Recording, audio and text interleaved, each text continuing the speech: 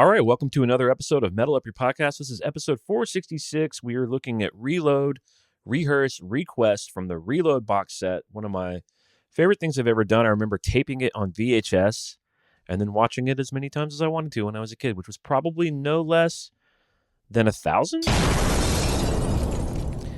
We'll watch it together today. If you are watching on YouTube or on Patreon, you should be able to watch this video with me, and so you don't have to worry about syncing it up. I'm going to have the video up here. We're going to have a bunch of fun with it. I'm going to read emails from the community.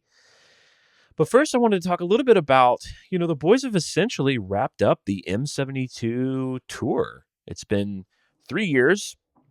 I've got a few graphics here, actually. Let's look at the graphics. So it started on April 27th, 2023 through July 5th, 2026. 99 shows, 4 continents, 22 cities, hosted the no repeat weekend format, 4.23 million tickets sold through 70 shows. That's not even getting all the info yet. $517 million grossing through 70 shows, does not include the 2026 European finale. So the boys are doing quite well. It's been a very successful tour for them, which is, of course, a testament to their amazing catalog, their relationship with their fans, their power to stretch through generations, people bringing their kids, maybe even sometimes their kids have kids that they're bringing, multi-generational, and the production's good. I mean, it's good enough for people to keep coming back and seeing this great band that we love, the mighty Metallica. So I'm proud of them. There were 6 attendance records broken on the 2026 European leg alone. Athens were 90,000 plus people, a new record in Bucharest, a new record in Chorzów, 62,000 per night in Frankfurt at the Deutsche Bank Park, largest concerts ever in that venue. Berlin, 94,000 plus, which they broke U2's long-standing stadium record, which I believe the U2 record was from the 90s. All the way back then. Ooh, hot summer nights. I can feel it. I can feel it. Also, though, Syracuse's largest ticketed music event ever. SoFi Stadium in LA, attendance record. Virginia Tech's first revenue-generating stadium concert. And then, of course, Enter Sandman this year registered as an earthquake when they played it at the game. So it's been a fun couple of years of touring. And now we got the Sphere coming up. Everyone's getting excited and speculating about what's going to happen at the Sphere. The tickets that I actually bought in February are coinciding with my daughter's cheer finals, or nationals is what they call it. And that's a no-brainer for me. I'm going to see my daughter while she's still a tiny little thing under my care. I'm going to choose that every time. So I've got to sell a couple of tickets. If anyone wants to buy my tickets, your boy's going to make sure it's legit. It'll be a Ticketmaster transfer. It'll be face value only. I will not sell them for more than I paid for them. But also, I'm not going to sell them for less than I paid for them. So you can hit me up, metalupyourpodcastshow@gmail.com if you were interested in my tickets. And then I'm going to try to weasel my way into some October, November shows. We'll see what happens. But very exciting time, of course. Before we start reading some emails, I do want to say thank you to new patrons. Got a bunch of new patrons. Jonathan Chipchase, Ian Reynolds, Roberto Ramirez, Leon, Steve Byrne, Chris Marker, Gilberto Mendoza, Philippe D, and Caden Reyes became patrons. The studio audience is letting you know that we appreciate it. If you want to support the show on Patreon, you can do that. Look at the show notes below. It's patreon.com/metalupyourpodcast. You get a bunch of stuff over there. Every episode, you get to see the video, which today I'm rocking some designer shades. I'm wearing a shirt that makes it look like I'm in a Pearl Jam video from 1993. And I've got my fun AI background, which someone referred to recently on my Instagram. They called it AI slop. And it's like, dude, if everything that's being slopified in the world, if you think that my background is worthy of a comment, then give me your life, boy. I would love to be freed up to have that be a concern of mine. But alas, Patreon, you can see all that stuff. And also my re-edits of everything. Oh, we talked a week ago, about the really cool extra background vocals of the Outlaw Torn that are in the Load box set.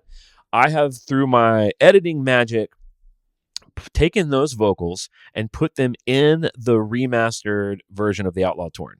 So that's available on Patreon. I also did one of my classic Clint Wells re-edits where I cut a couple of minutes off of the end of Outlaw Torn, much to the chagrin, I'm sure, of those of you who for some reason can't get enough of James noodling in blues pentatonic. But I took some of that out. I think it's better. And all of that's over at Patreon, including my re-edits of Beyond Magnetic, Saint Anger, Hardwired to Self-Destruct, 72 Seasons, plus breakdown videos of Lunar Satan songs, breakdown videos of my cover of Fixer, where you get to see the session and everything I've done recording-wise, a little peek behind the old Oz curtain there for anyone interested. And for now, we are going to go to the email portal, metalupyourpodcastshow at gmail.com. I will read it on the show. Let's see what's going on over there.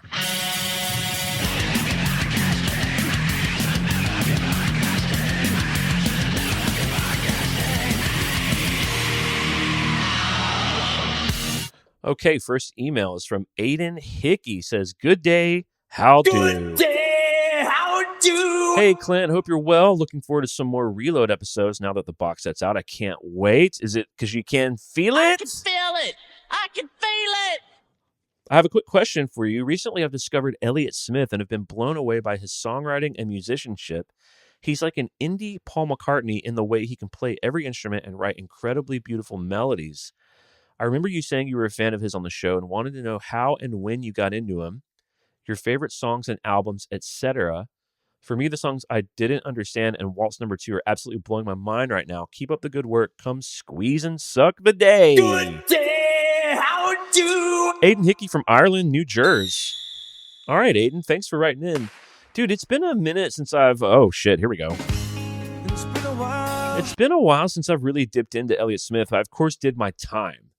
And that's one of the things I've really thought about recently in terms of music. Like, my curiosity about music has kind of been waning a little bit just because my waking hours are just spent doing other things. There's only so much time in a life. And I'm kind of looking forward to whatever the next season of life is. Maybe my daughter goes to college and I get a little more of that time back to just get a little more curious about music. But what I find interesting, and producers talk about this all the time, actually. If you ask a lot of producers, like, what are you listening to? Look up any interview with like famous directors. What are you watching? They're not watching a lot of the stuff that's in the culture just because they don't have time. They're too busy working. But what happens is at a younger, freer season, they gobbled it all up. So it's in there. You know, they're being informed by the stuff that's in their hearts. And I definitely had that with Elliott Smith. Like, I think about that in terms of my like rock and roll guitar playing. Like Jimmy Page, top 5 rock and roll guitar player of all time. I don't listen to Led Zeppelin much in my free time, but there was a point in time when I was like 13, 14, 15, where it's all I listened to for like, 18 months. So all that stuff's in there. I feel that way about Elliott Smith. And that I think comes out a lot in terms of like songwriting, melody. You mentioned he's kind of like a Paul McCartney, arrangements. I mean, he was such a beautiful songwriter. And it's very melancholic and sad, but also like a really great pop sensibility. I think that was sort of part of his magic sauce. And he, of course, we know that he stabbed himself in the heart 4 times, killed himself, couldn't be here on the planet anymore. And if you listen to the records, you can hear that. His records are kind of like suicide notes in a sad, strange way. I got into him because a good friend of mine named Hunter Barrow, who actually designed the artwork, all of the artwork for Lunar Satan, which if you guys haven't peeped that recently, every song has its own sort of occultish, satanic, like rune that means something. My friend Hunter, he's a brilliant graphic designer. He made all that stuff. His older brother, Reed, who, like most older brothers, was a looming figure and symbol of coolness to all of us. I remember one time, he lives in Philadelphia. He lives up in New England. But he was down in Birmingham visiting, and he always liked cool music. He always had cool sunglasses, and he could wear a cool hat and it didn't seem shitty or stupid. And he was asking me if I listened to Elliott Smith, and I was like, dude, I don't really know much about it. This is probably when I was like 22. And he was like, dude, and this is back when, there's always versions of this where it's like, borrow my vinyl, and then you bring it back and there's a chip in it from the favorite song, and then you make them buy a new one. Or then it was, let me burn you a tape, or let me make you a mixtape. Then it's burn you a CD.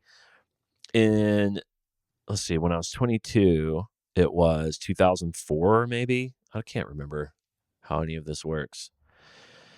And I'm not going to do the math. It's just been a while. But anyway, he asked me if I was hip to Elliott Smith or Rufus Wainwright. And the answer at the time was no to both. And so he took my iPod. He's like, where's your iPod? You could just say that to someone, give me your iPod. Everyone who loved music, which I ran in very music-centric circles, it was like, where's your iPod? I'm talking iPod, dude. And he hooked my iPod up to his iTunes. He had his laptop. And then he just dumped a bunch of records he thought I would like on there. I mean, he gave me like 100 records. He gave me Rufus Wainwright Poses, Want 1, Want 2. He gave me the first 4 Elliott Smith records, Elliott Smith, Either Or, XO, and Figure 8, and maybe even From a Basement on the Hill. He gave me, oh my God, so much shit. Some of it didn't take. He gave me the Walkman. He gave me some of those records. I'm trying to think of other stuff. Her Space Holiday, Kings of Convenience, a couple of Spoon records. Maybe you were getting an idea of what kind of guy this was. And so that's how I got into him, is I went home and started listening to that and immediately loved it. I mean, the first couple of records are very sparse, acoustic. And then when he got to Figure 8, which is a record he made right before he died, there's band stuff on there and it's a little more orchestral. But one of the things that I carry to this day from that time, I've probably spent a few years really camped out hard in Elliott Smith stuff. It's very appealing to a like early 20-something sort of lovelorn. I was kind of a romantic. My love relationships at the time were very big pieces of my life. But one of the things that I take away now that I still take away is like he was really great at double tracking his vocal, which he of course was lifting from John Lennon, where you just sing the same vocal over your vocal, and then you don't even really pan them much. It's just this doubled vocal. If you listen to Elliott Smith records with headphones, you hear the two vocals, and it's just an interesting technique that, yes, thickens up the vocal, but it adds this cool. It's hard to even describe what it adds, but it adds this kind of cool phasey thing. So anyway, that would be sort of my thoughts about Elliott Smith. I always thought of him more as a John Lennon character than a Paul McCartney. But actually, now that I'm older, I think you're right. I think his penchant for melody is actually a little more in Paul's wheelhouse than John's. John was less good at the melody part, but John had a lot more of the like attitude and a lot more of the sort of artistic genius type intangibles, I would say. And went toe-to-toe with Paul in songwriting. I mean, for every great Paul song, you throw a John song right at it. Penny Lane, Strawberry Fields. Yesterday. What's a good Yesterday? You could throw in Norwegian Wood. I Saw Her Standing There. I Want to Hold Your Hand. I mean, there's a corollary for most of that. I don't have it all off the top of my head, but believe me, I've done a lot of research on that, and I could do it if I wanted to. But it's always nice to talk about Elliott Smith. Thank you for writing that in, and I'm probably going to listen to Elliott Smith today because I've been inspired by that email. So thank you so much. Email number 2 from Brent says, "Hey, Clint, you read my email on one of your shows a while back after you played a Brother Kane song on one of your radio shows. I was lucky enough to see them recently at a tiny bar in Michigan, and it was so good. I'm a huge Skynyrd fan, and the fact that he is in that band now is wild. They were so good. Now that you are in Nashville, have you ever listened to or run into the All Them Witches guys? What a great band. Thanks for the show. Keep it up, man." Brent. I have never run into the All Them Witches guy. I'm just a fan. And I can't say I'm a huge fan. I got the album Nothing as the Ideal, and I really like it. I really like them. But I haven't really gotten like all their new stuff. I do think it's cool that a very doomy, Sabbathy metal band is here in Nashville. It's pretty cool that we have them. We have Halestorm. Jack White's here. The Black Keys are here. Kings of Leon's here. Nashville's pretty rocking, dude. Nashville's cool.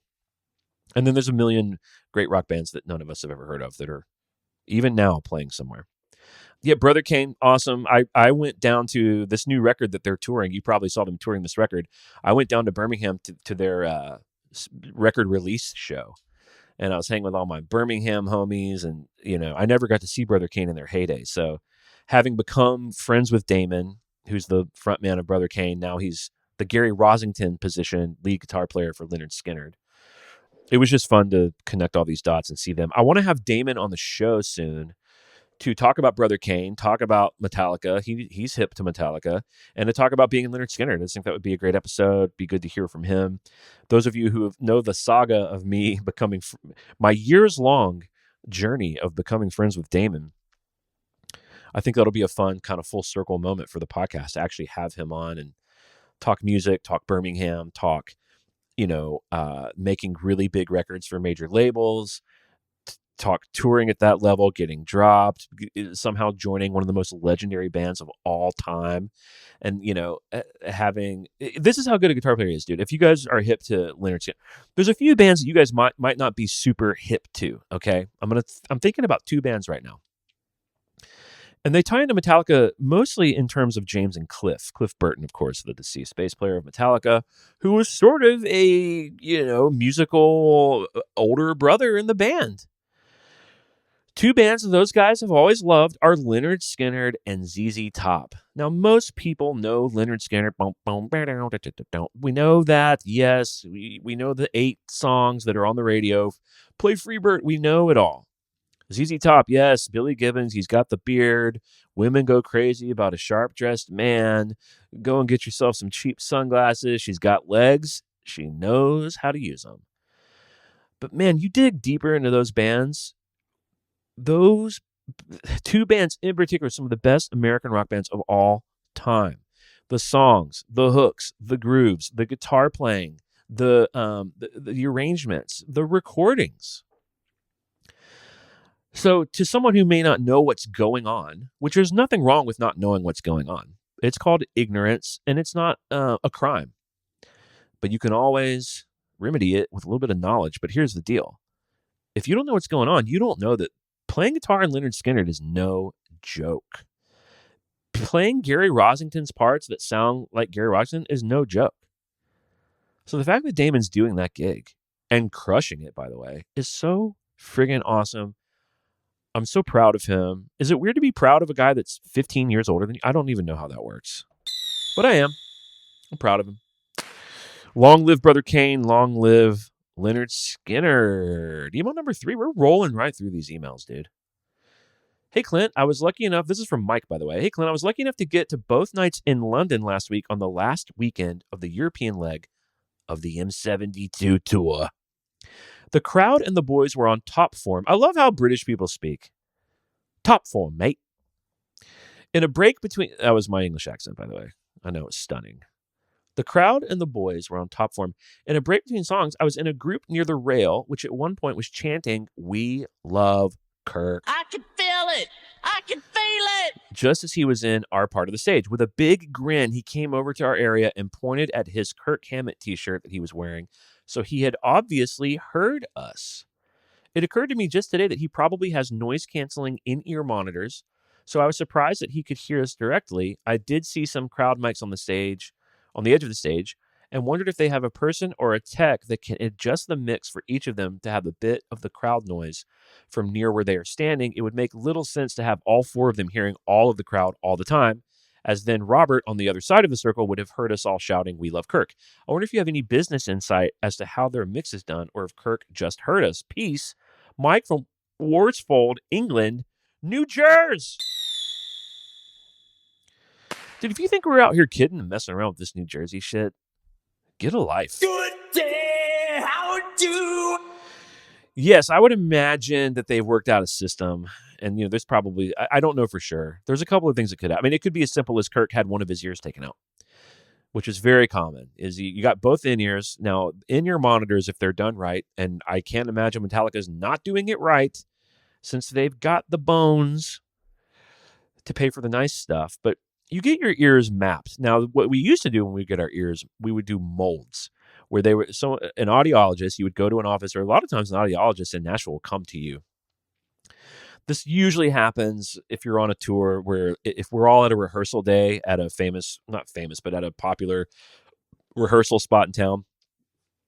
our management will hire an audiologist to come to the rehearsal, and we would call it shoot our ears, like put the foam in our ears, make models of our ears. Then you send that to an ears company. They make your molds, so the in-ear monitors are exactly molded to your ear. I recently had mine redone because every 5 to 10 years your ears actually change, and you have to get them redone because they don't fit anymore. They don't form like a clear seal. So I went and redid it, and they don't use the foam stuff anymore. They use this like imaging technology where they put a camera all around and they map your inner ear through a series of photos. So I did that recently, and it was cool because instead of like actually mailing the molds, which could get lost or damaged in the mail, it's just a digital file now that will last the next. If my ears get lost or stolen or whatever, the inner map of my ear is like stored now in a digital file. I can just easily remake them. So anyway, I just got my new ears made, and it forms a perfect seal. And now it's not fully noise canceling. You can hear someone talk over it, but at a loud rock show, you're not hearing people yell from the crowd. Like oftentimes people are yelling at us when we're on stage and we're like, we cannot hear what you guys are saying. My new in-ears have this little plastic thing that you can actually pull out. It's like a little 1/2-inch tube that actually opens up the ears where you can actually hear the stage a little more. But even that you wouldn't be able to hear people shouting in a stadium. So he's either pulled one full ear out, which is pretty common, so that you're not really supposed to do it. They say it's bad for you, but you're getting your clean sealed left side, for example, and then the right side you're hearing like the air pushing, and you're hearing the actual mains of the PA system, and you're hearing the crowd. You mentioned that they have crowd mics. Now that's something that all bands have. We even have it when we play clubs and theaters. We have a left and a right crowd mic, and then our monitor engineer is able to pump in some of the crowd to us so that we just feel a little bit more of the ambience of the room. They have that for sure. Otherwise, you're just hearing this really sterile, low volume, pristine recreation of what you're playing, which feels weird. You feel kind of isolated. So a lot of bands will pump crowd noise in. You make a great point that they're in the biggest venues you can play in the world. So it makes no sense for them to hear every crowd noise mic. So I think that probably similar to how someone's watching James and making sure that every mic he goes to, and maybe even Rob and Kirk too, when they do their background vocals, that those mics open up to catch the audio. Because you don't want, how many mics are on the stage for James? Because he roams the whole stage, right? So there's 10 mics on stage? You can't have all of those wide open all the time. So when no one's on those mics are being muted by a sound engineer. So I could see that a monitor tech keeping an eye on the boys and pumping in the crowd noise based on where they are. I think that's feasible. Is that definitely what they're doing? I don't know. No one knows except this guy. Ooh, hot summer night. I can feel it. I can feel it. Moving right along. Email number 4. Hey, Clint. Good day. How do? Good day. How do? Francois from Montreal. Hope you're well. 3 things. We got a 3-parter here. Number 1, love the attitude and hard opinions. I don't know if do I have hard opinions? Your show is a breath of fresh air in our increasingly sensitive world. Although I do feel you're a little crankier than when I started listening to the podcast a couple of years ago. Don't get me wrong. This is not a criticism. I do enjoy a little left field content. I just feel a slight change in tone. In that sense, does the general YouTube population, not our beloved fellow listeners, of course, and trolls affect you in any way? Psych Pop 101, let me know what you think, or you can just tell me to F off if you want. Well, I would never do that.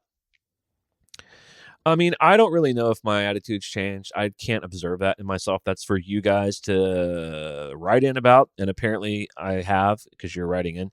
I mean, I don't know. It's a combination of, I've been doing it for so long, I don't have a co-host, so it's just harder for me. One of the things that I have always been in my life is kind of a silly goose. I like to laugh. I like to make people laugh. And it was easier to do when you have someone to bounce that stuff off of. It's one of the reasons that I like these guys so much. Because they've sort of become, a way for me to bounce around and have a little bit of fun.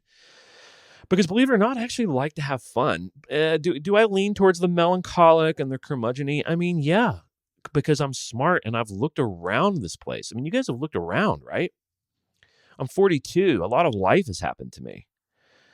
And if you're paying attention, you should be sort of, you should recoil in horror. But there's no way to live, and I've got a family to take care of, and I've got a life to live, dude. I'm not gonna be shrunken by the horror. I'm gonna sort of rise up in the face of it and try to have a good time and try to make sense of it. And I've always liked to be funny and light feeling, but I've also always been able to have a very serious combo very quickly. I'm not a galoot.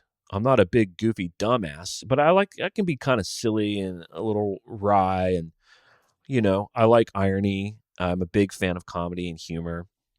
So I don't know. I mean, the YouTube stuff, I mean, yeah, dude. I mean, it is tough to spend so many fucking goddamn hours making a thing.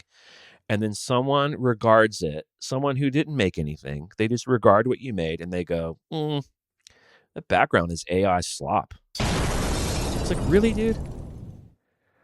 Or someone will be, what was someone saying recently? I put this clip out on Instagram. That what I like to do is I like to answer emails like this, and then I can make the clips from that. So I don't have to sit here and think of clips to make. I can just repurpose sections of the podcast where I can make them into clips. And basically the clips are advertisements saying, this is kind of what the flavor of the podcast is. If you like it, there's a lot of stuff going on over here. Weekly 1 to 2 hour in-depth conversations about a band that we love. The clips aren't really meant to be anything other than little commercials for the show. But I clipped this piece of me talking about James Hetfield and how James Hetfield is the creative engine of Metallica. And I thought I put together a pretty interesting, cohesive theory about the songwriting of Metallica and about why Load and Reload, it should be taken a little more seriously than just them selling out. To reduce that era of the band to they cut their hair and they had videos on TV, therefore they stink, is reductive and ridiculous and moronic. But I didn't just call people names. I explained why I feel that way, and I made a pretty good case. I'm not saying it's true or that it's a fact. I'm not saying I'm not wrong, but I have an opinion and I made a case. And the case, again, was kind of about how James Hetfield is the creative engine of Metallica. Well, someone wrote, what is this guy even talking about? Kurt Hammett wrote Enter Sandman. Okay, Kurt Hammett. It's been a while. Now, one dumbass like that is not going to bum me out. But 15 of those in a row where you're just like, really, dude? I mean, I'm a sensitive guy. I think that I'm getting better about it because it's just hard to take these people seriously because honestly, they're either bots or they're morons. But to be completely numb to that is some sort of strange soul death that I don't have. I think it would be unusual as a human being to make a thing, offer it to the world, and then not be sensitive to what people are saying about it. So I don't know if it's made me grumpier. It probably has, actually, because I sit here. I mean, while I'm saying this right now, this is just the very front end of making it. I got to get through the rest of it, then I've got to edit it, then I've got to upload, then I got to clean it all up, then I've got to somehow make clips of it, and then I've got to advertise it, and then I got to put it all together, boy.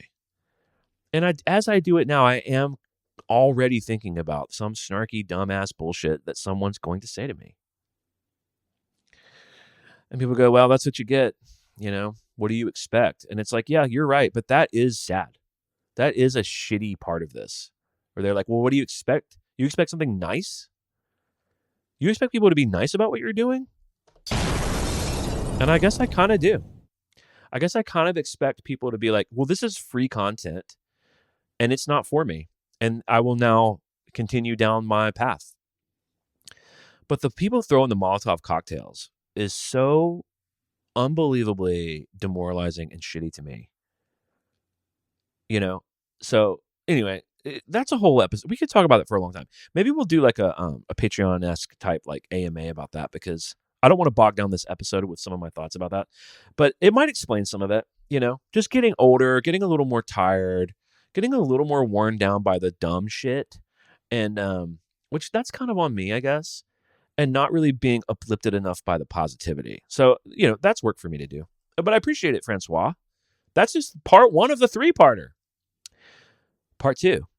I got on the Metallica ride in 1991 with the Black Album. Needless to say that my life changed forever. I was 11 years old, making me 46 today.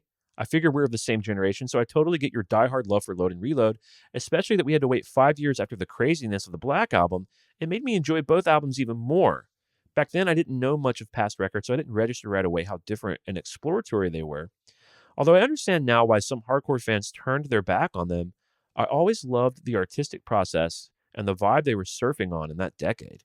It was, as you've mentioned many times, the grunge era, and alt rock was prominent. There's a huge influence of that whole genre in there, and I salute their courage to stick to what they believed in and wanted to achieve as musicians. Stagnation is the worst in any situation life brings us, and they knew that. I really enjoy your deep dives on those songs. What a fantastic way to show respect to two highly underrated albums in contemporary rock. Special shout out to your work on the deep cuts, which I have a tendency to overlook. And then number 3 says, loved the unboxing of Reload with your wife. Always fun and refreshing to have a live guest on the show. I missed the period exclamation point patch from Lars. I feel it would have been perfect when giving you thoughts on Rush. All right, got to go. Keep up the good work. Francois, Montreal, Quebec, New Jersey. I've got those in here somewhere. Oh, that was an accident. That was a casualty, boy. Oh, man, I don't think I have it. I have these. Hindsight is always 2020. Hello, me. Meet the real me. I've got those, but alas. Well, thank you, Francois, for the email. We got, what do we have? One more coming up? Well, we got 2 more. All right. Hey, Clint. Oh, this is from Mummy Dust. Ooh, hell yeah, Mummy Dust. Hey, Clint, loves the Slither ep. I put the abbrev on ep myself. Good day, how do? I listened to it on a long drive. I was nodding along with many of your opinions or laughing out loud at the sound effects. I can feel it. I can feel it. Someone did wrote in there like, dude, cool it on the sound effects. Dude, why don't you cool it on being a butthole? You guys gotta understand that if I can't amuse myself doing this, I'll quit doing it, dude. It's simple. This eats into my life. Let me put the bomb sound on, boy. I'm kind of joking about some of that. All right. He says, I had a question that I'd love to hear your thoughts on as a songwriter. How hard is it for you to see the potential in a riff or even an instrumental demo? Do you inherently recognize a cool riff, or do you try to imagine what the finished product will sound like even before going into the studio? And before I answer that, he elaborates here that will add some context to this question. He says, for me, the Slither demo really brought this challenge to light. To be completely honest, the riff tapes and even the demo with James's scratch vocals sound completely mediocre to me. There's no way I would listen to that and say that this could be turned into a song deserving to be on an album by the same band that wrote Master of Puppets, One, Sandman, etc. Which, that's such a great point. It's a point that I usually make about Saint Anger, but I think it applies here too. It's like, these are the guys that wrote Creeping Death, dude. Like, doesn't that just, like, you're listening to Invisible Kid and you're like, this is the same guy that wrote Damage Inc. How can it be? He says, yet the final product is actually a mid-tier Metallica song with a very cool vibe and attitude. What do you think? So maybe that's a good place to pause because he's got more to say, but you know, it's such a frustrating answer, but it depends on the riff. The thing is, they were in such a creative, kind of fiery juice, you know, the coal was being shoveled into that engine room to where, yeah, I think they were just riding on that. And to Lars' great credit, you know, Lars is able to see it. I fully agree with you that the riff demo, when he's going, you know, he's playing that. I think he's either playing the pre-chorus riff or maybe it's the verse riff. I think when he's doing the main riff, the down, down, down, down, down, down, down. To me, I agree. It's like, that's fine. Like, hearing it all put together, you're like, okay, that really did become something. You know, kudos to them. That's what they're doing. They're making music. But it is tough to imagine hearing it. But that's, you know, we're not them. We're not the artists that are creating it. There is a time when you write a riff, especially if you have all the infrastructure around you. Like, you're already in a big band. You're going to have unlimited funds to make your next thing. You're going to be able to play around in the studio like children, you know, and spend, you know, $20 million just toying around with one of the world's greatest producers at the helm. So, yeah, it's easy for you to have the vision when you just know that you're going to have every resource available to flesh it out. But yeah, you get a riff in your head, and I mean, there's been times as a songwriter where like I've gotten an idea or a riff and I had to pull the car over because I just had to make sure I got it because it was so clear in my head. And so many times being creative is about chipping away at, I've said this before, like you chip away at the block of ice to reveal the goose. The goose is already in the ice and all you're doing is simply revealing the goose. So you knock a big chunk away. That's one of those riffs and you go, oh shit, the goose is coming further into focus.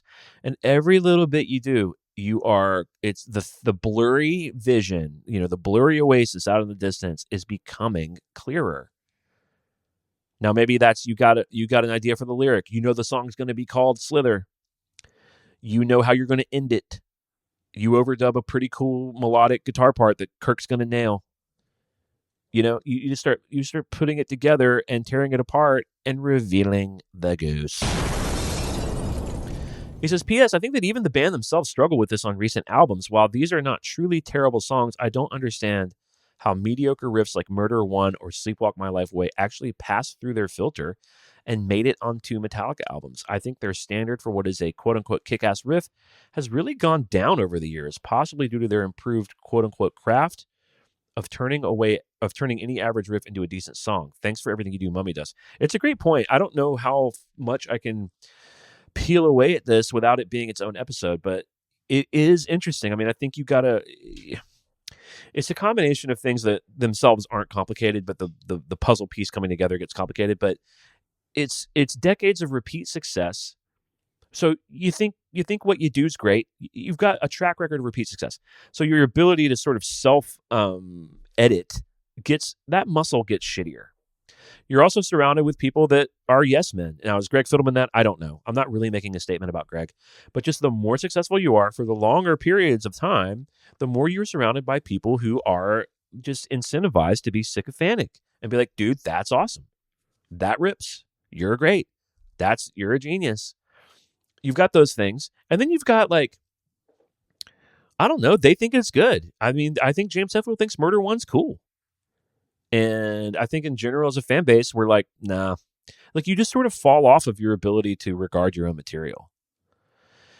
I also think you get lazy. I'm not necessarily trying to call Metallica lazy, but I'm just saying, most bands and artists do not make work in their later career that is as good and fiery and interesting as their beginning or mid-career. So, I'm going to take this out of Metallica for a sec.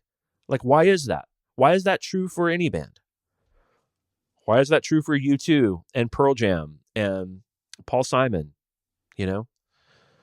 I think it's because you get comfortable with success. I think all the reasons I'm saying, dude. You get comfortable. You start to believe that you're a genius. Your bullshit meter, it breaks down. All things fall apart. Bob Schneider. God will destroy everything you love if you live long enough.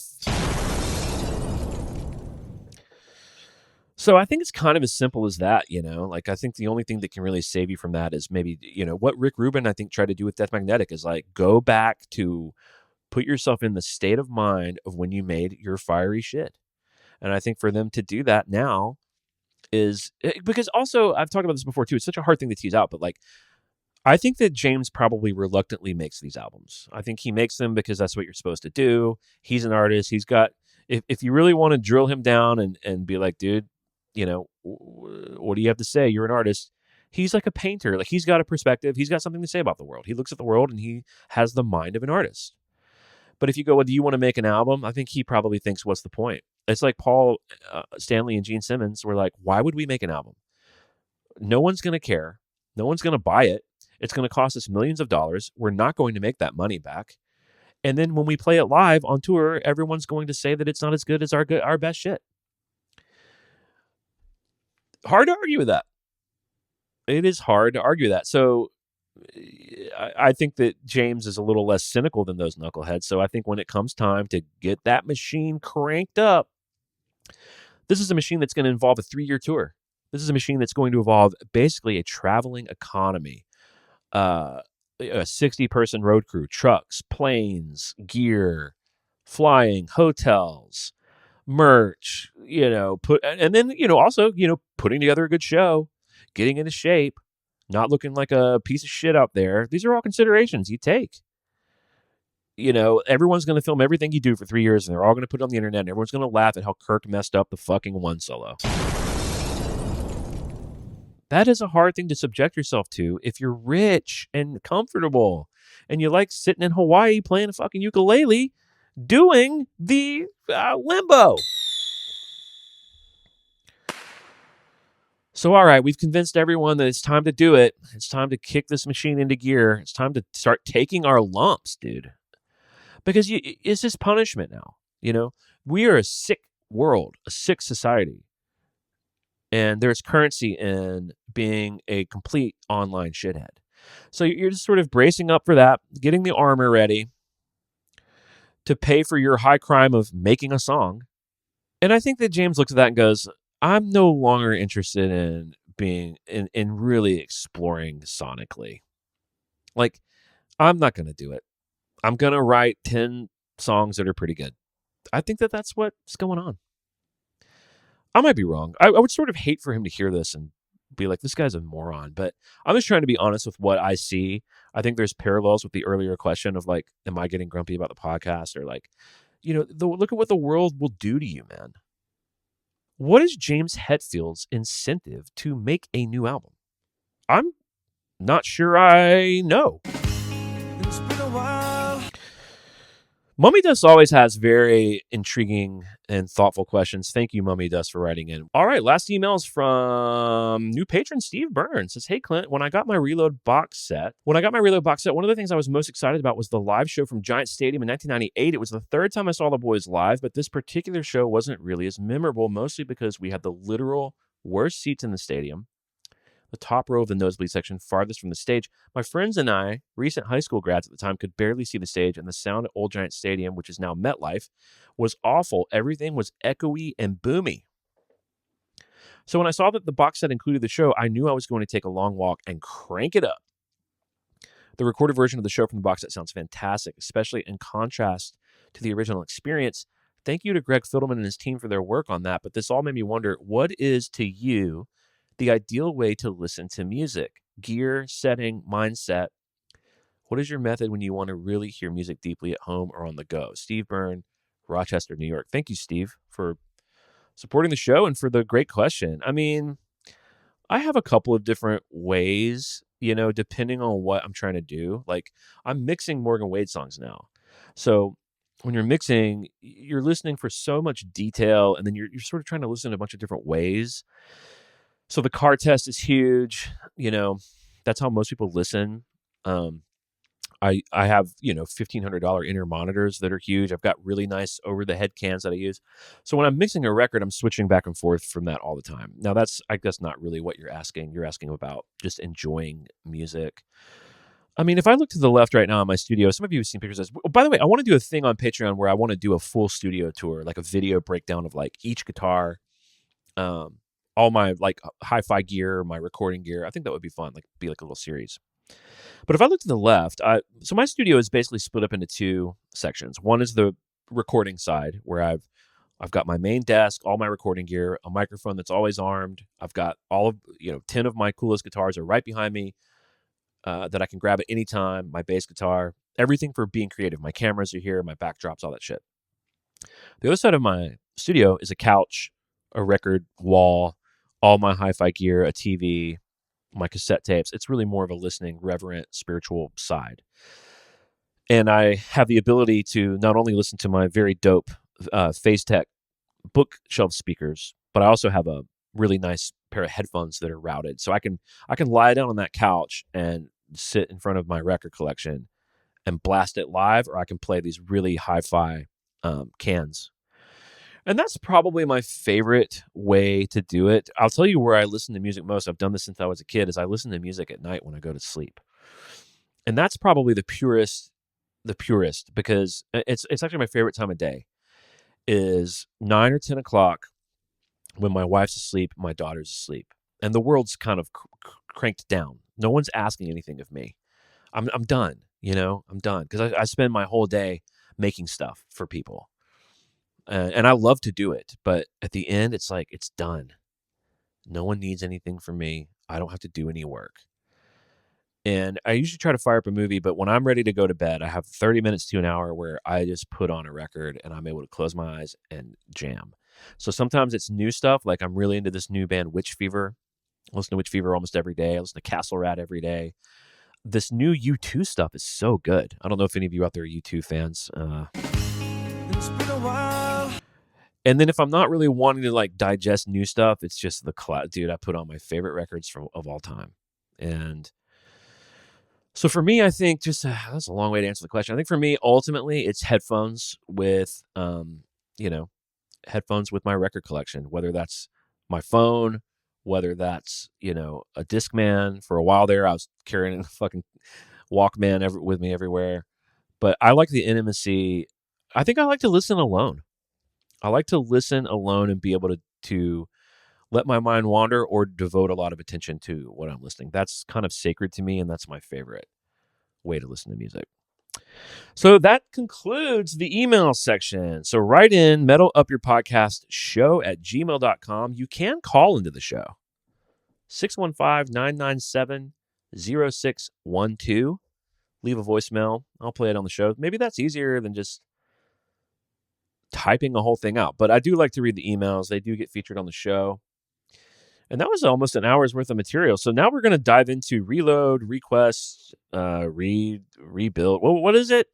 What is it? I'm pulling it up. Reload, rehearse, request. So we're going to do that now. But first, we are going to hear from proud sponsor of the show, New Brand. I can't talk about it anymore. It's giving me a headache. Here, take 2 of these. Ah, new print. Little. Yellow. Different. All right, so here we go. This is disc 1 of the Reload box set, the DVDs. I had a friend who always called it DVD. He wouldn't say DVD. He would say DVD. I don't even know if I'm doing it the way that he did it. It was weird. VHS. He put the wrong emphasis. He put the emphasis on the wrong syllable. Remember that old chestnut? So here we go. MTV's Reload, Rehearse, Request, live at Baker Hamilton Square, March 21st, 1998. And what I think is funny is it starts with, you're hearing like technical difficulties with Matt Pinfield, I think. So here we go. Yep, not in the house. He's not in the house. Yeah, test 1. No. It's Matt It's not in the Pinfield. house. I told him. Yeah, what's going on? Test 1. Can you hear me in the house? Test 1. Kind of hear Hello. James back there. Can you hear me in the house? Okay. Little Leonard Skinner. Yeah. So if I hit pause, okay, pause will work. So yeah, so what we don't see is that the boys opened this whole thing up with an unrecorded, lost to time version of Tuesday's Gone, which is why Matt Pinfield goes, oh, Little Leonard Skinner. So they've already started the show. We're in this very dark, cool-looking warehouse, and it sounds like they've got everything up and running. So let's dive into it. Okay. Matt, you're going to be facing that camera right now. Hey, Paul, they want to turn the bass up. Okay. Oh, and now they're going to start it. So they put it's almost like a blooper there at the top. Cool graphics. Reload, rehearse, request. Here we go. Hey, everybody, it's Matt Pinfield here in San Francisco. We're getting ready for an amazing night. Special Metallica rehearsal. And you know what's so amazing about this?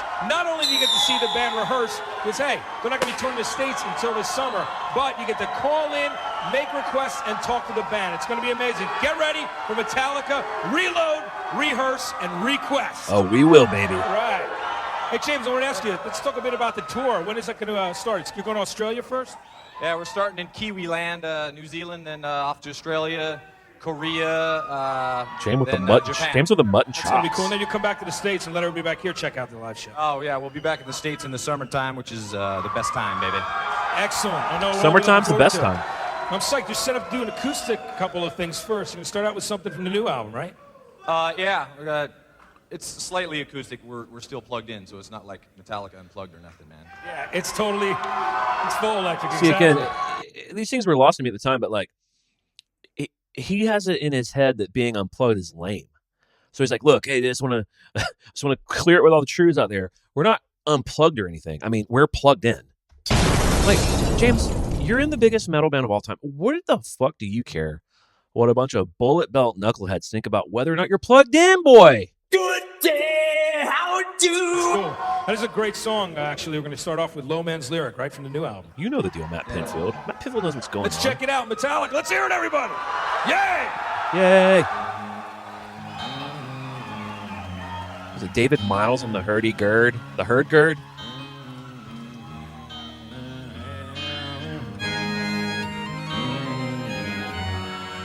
Go get him, baby. The guy looks like a leprechaun.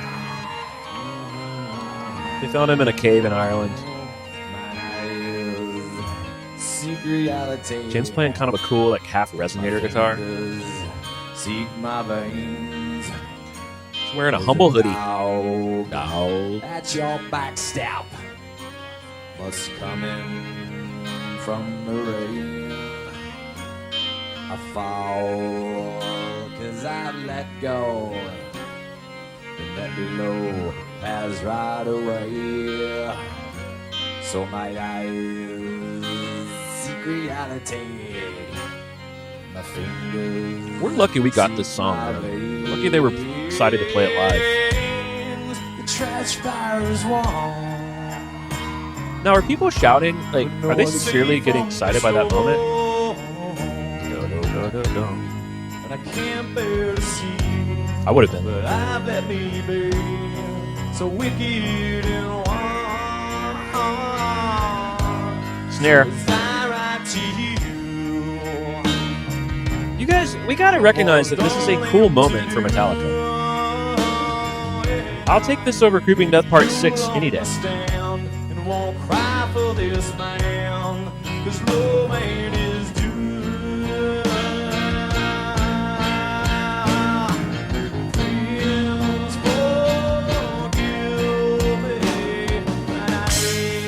Or I was playing with what we call thunder rods. Not quite sticks.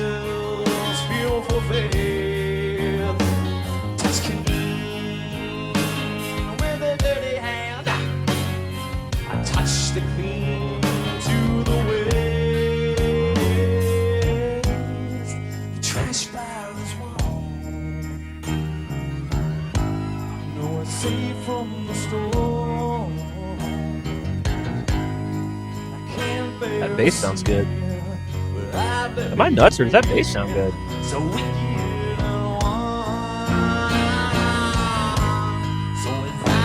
I'm gonna tell y'all right now, dude.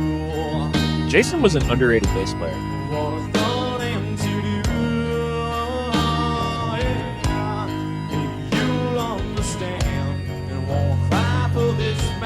Can't hear anything Kirk's doing.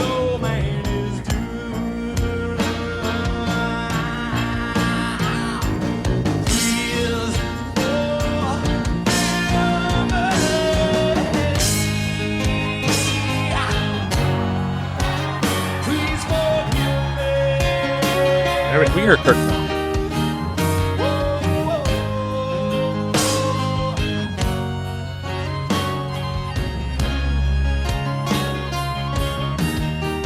Alright, first bridge.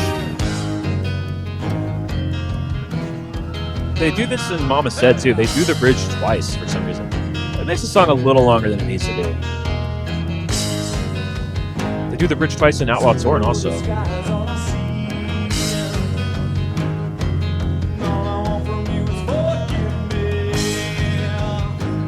Get those toms, boy.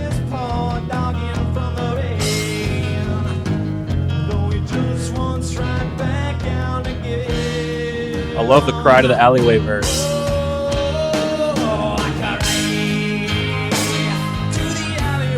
He cries, dude.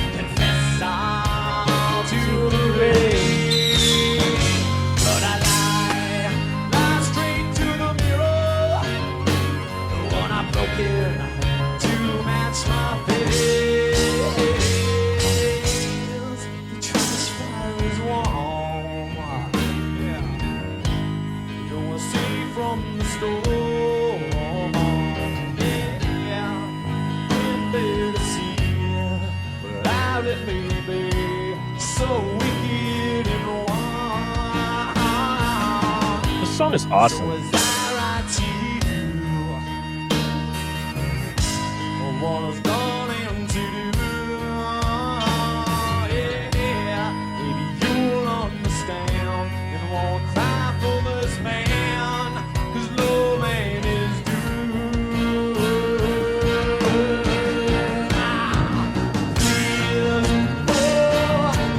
Solo time.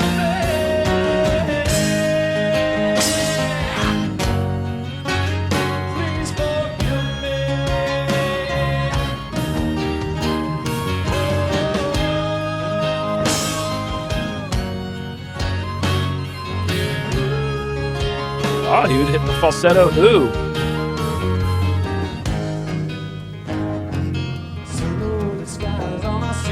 You know there's some subset of people in the crowd right now that are like, what the fuck is this? So you bring this poor dog in from the rain. No, we just want right back down again.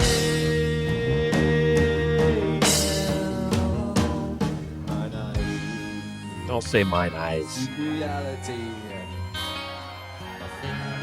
Why does Metallica always have like live setups where you just cannot see what's going on? I just can't tell. I can't tell what the fuck's going on. Like I can't really get a sense of how they're oriented. They're sitting in a circle, kind of.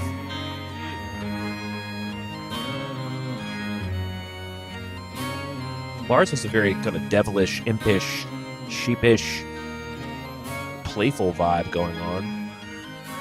What's he saying with that energy? Is he sort of ashamed of the song, or is he saying tee-hee, he's got a twinkle in his eye?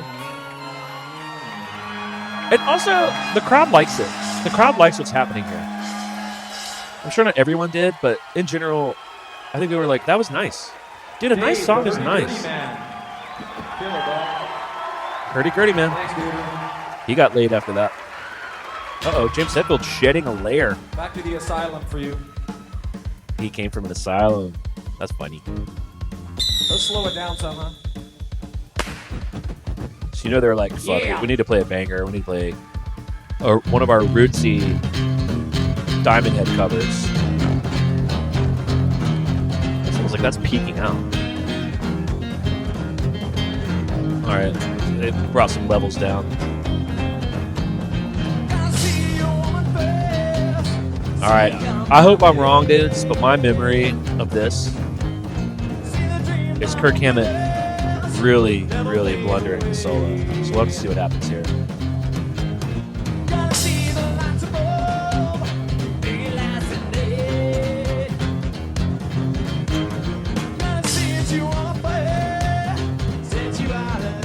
It sounds like he's singing in a different language.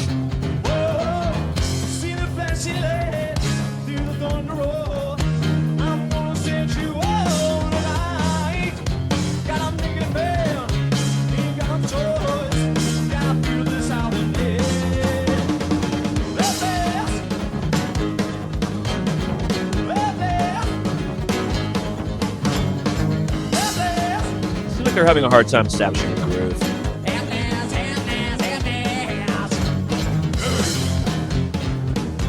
He goes, ooh, to remind you that they're heavy.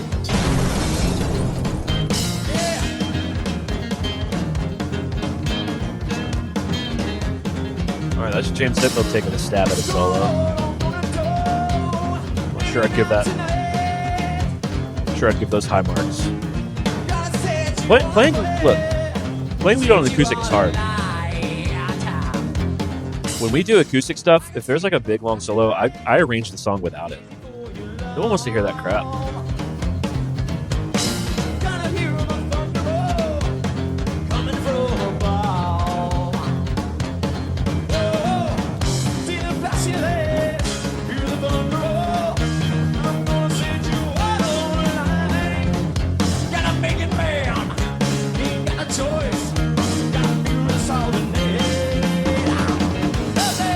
This is like a flat performance for me. I don't know what it is. I'm trying to like figure out what's going on here.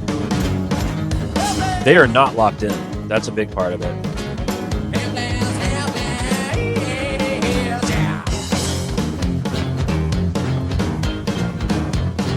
I can hear you, baby.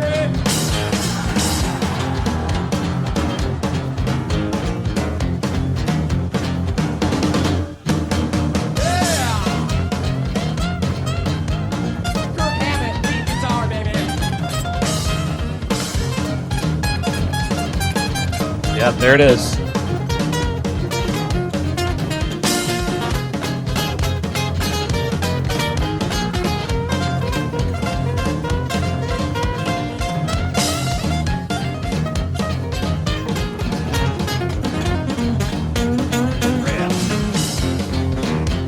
Yeah, there's no getting around that. That's tough. There's kind of some nice stuff in there, but for the most part, that was a bit of a crash and burn. Yeah, helpless, oh so helpless, yeah.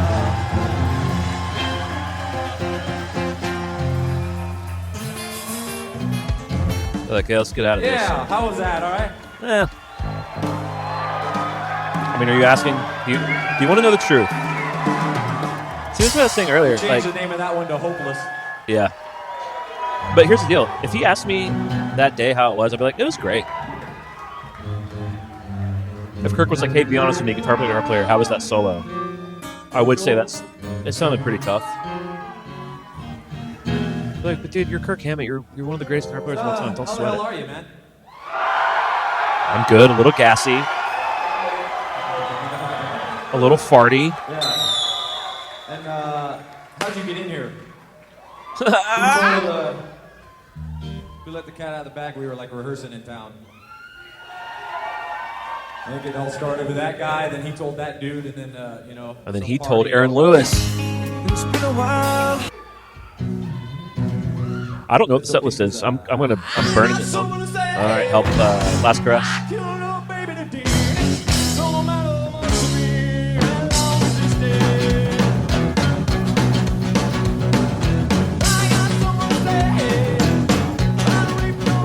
I think a problem too is that like James is not having a very strong vocal day.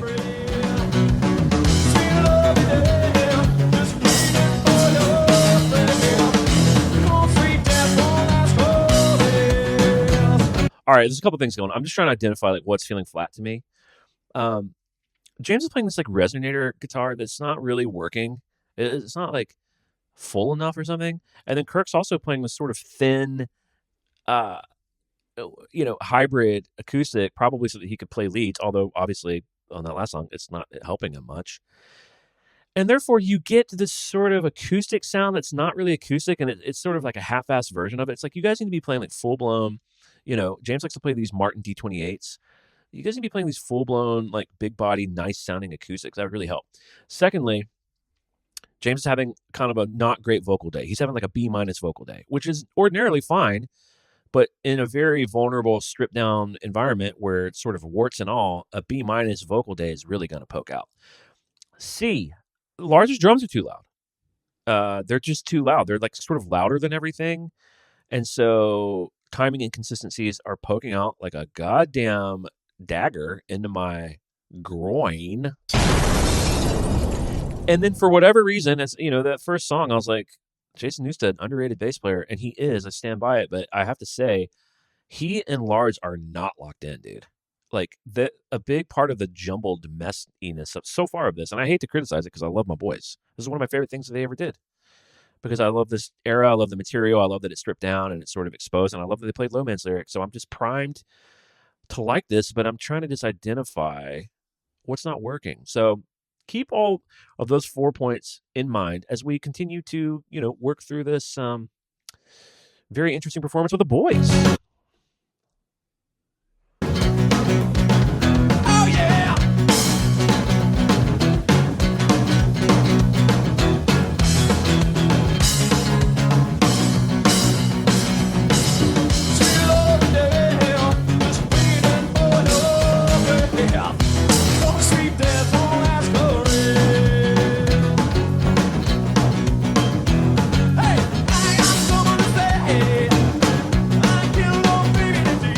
Ditko looking on, smiling.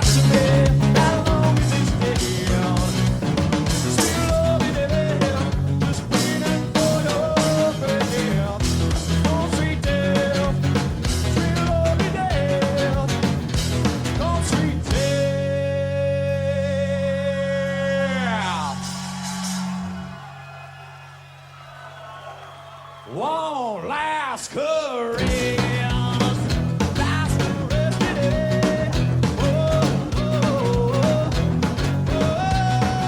Take it, man. Come on, Kirk.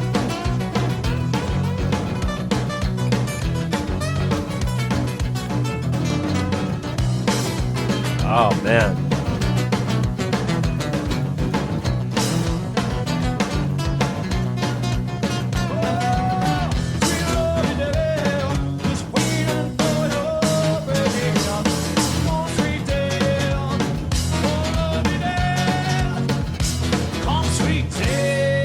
See, it's like the vocals being a B- are really like not able to overcome the sort of D- guitar playing, and then the groove is like barely out, but it's just like nothing's strong enough to overcome this. You know what I mean? Like everything's kind of weak right now. Let's hope it gets better. It's also a rehearsal. I mean, ostensibly it's billed as a rehearsal.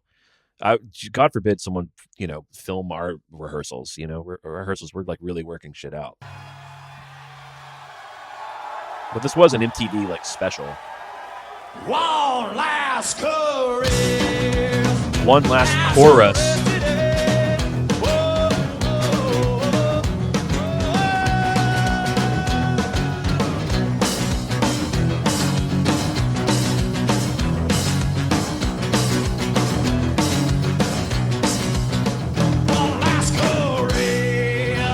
All right. Jeez.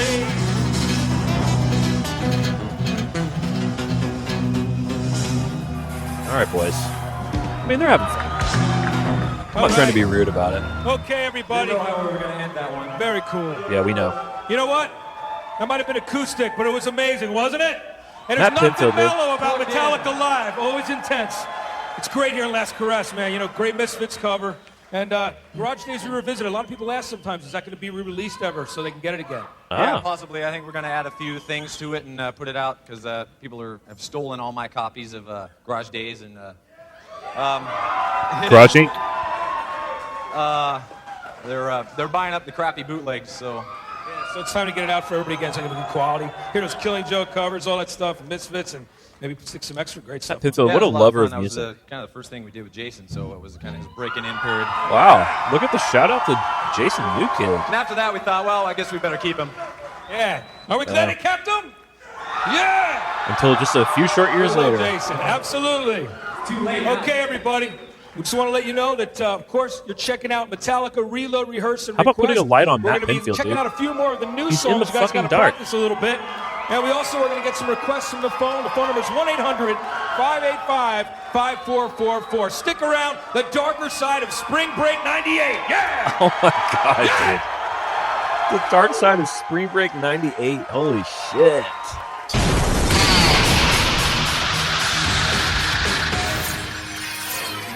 See, these were the good times. These were the good times. And I'm not just being a millennial, nostalgic dumbass. Sorry about that. There was no audio. What? I'm guessing they play Fuel. Who requested that? I request this one. Give me fuel, give me fire, give me that much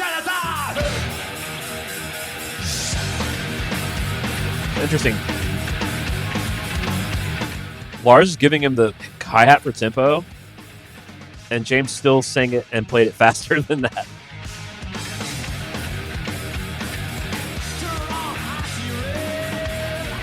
Here we go. This is the power.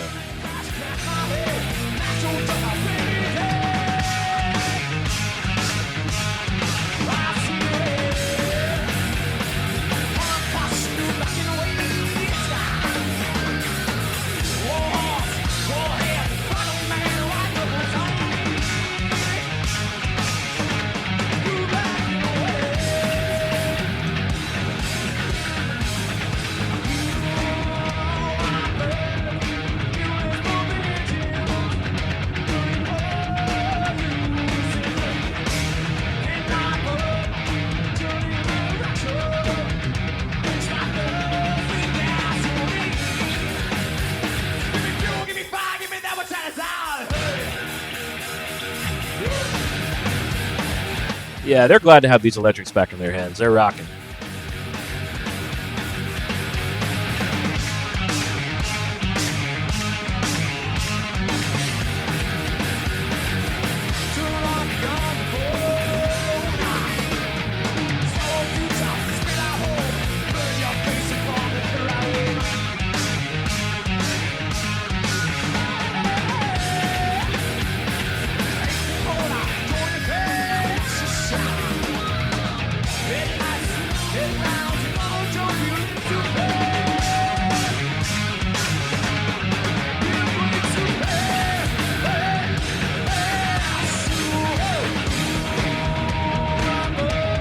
Can't hear Jason's vocals.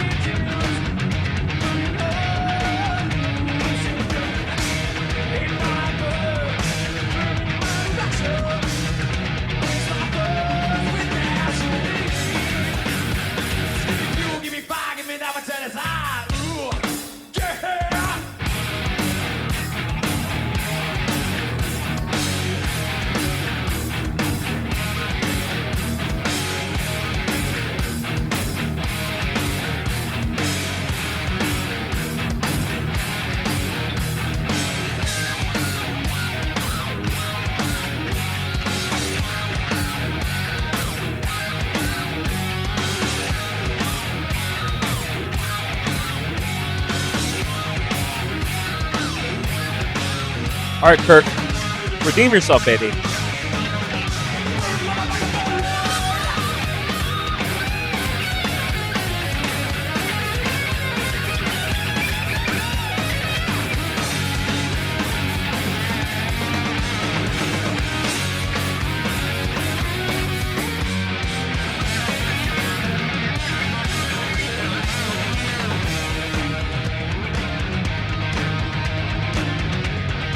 All right.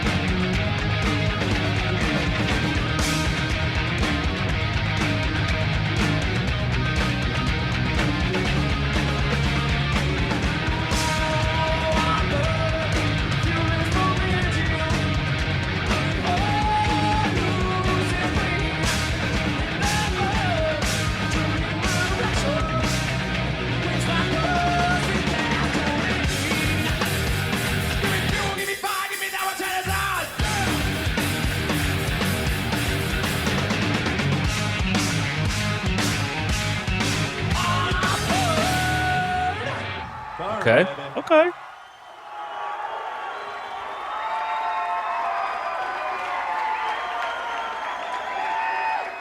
What's up next, boys? What wonderful treats do you have for us? All right. Oh, I hear that delay. I bet they're doing Devil's Dance. I love that song. Switch guitars. That goes out to all the friends that like live way too fast, and they know who they are in here. Uh-oh. Greasers. Huge air. Bigness. So he's playing the Sabbath True guitar. But, At that time, the graded Explorer, which means they're down a whole step. we haven't sang one with Satan in it, right? It's devil time. Dance song. Yeah, Kirk's got his Sabbath True guitar on. See that? The Jackson V. Killer bass tone.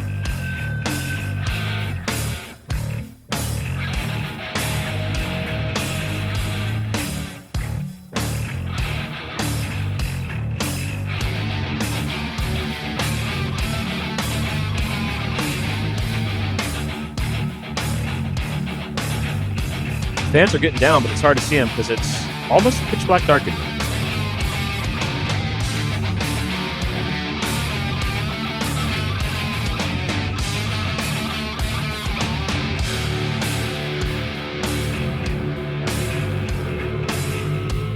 Bars holding it down, dude. This song grooves.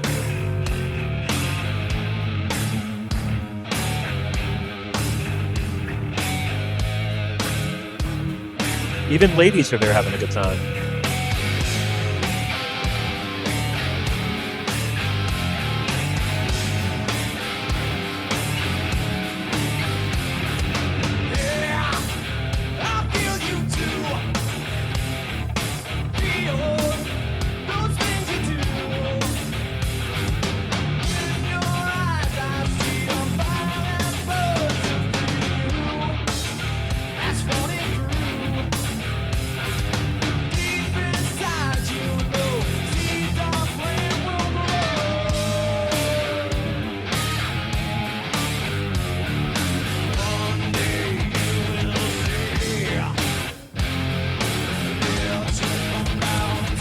How many people are in there? Like 500 people in there? 300? Let's dance. Okay.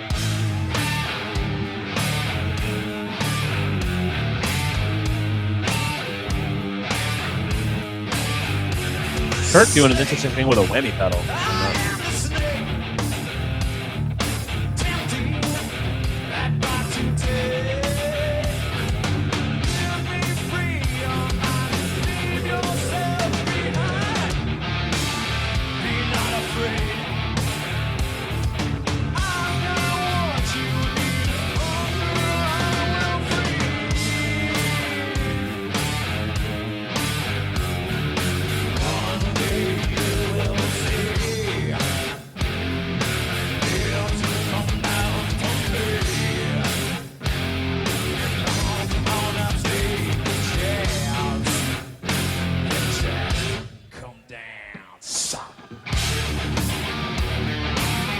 All right, Kirk Hammett.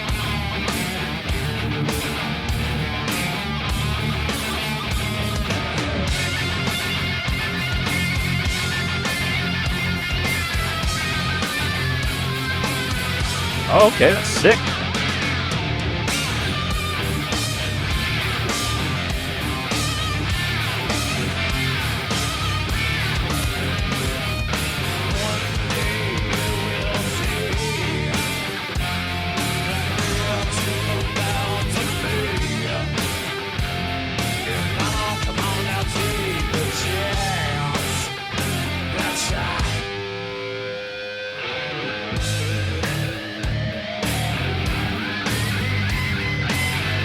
Holy shit, he's nailing the solo. All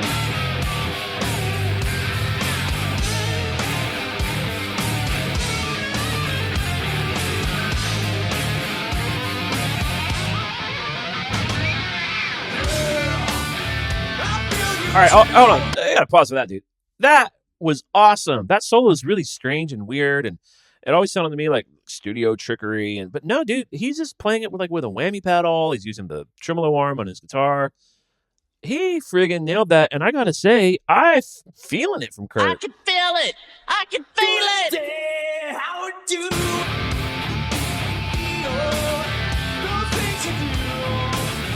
What I'm trying to say is that all is forgiven.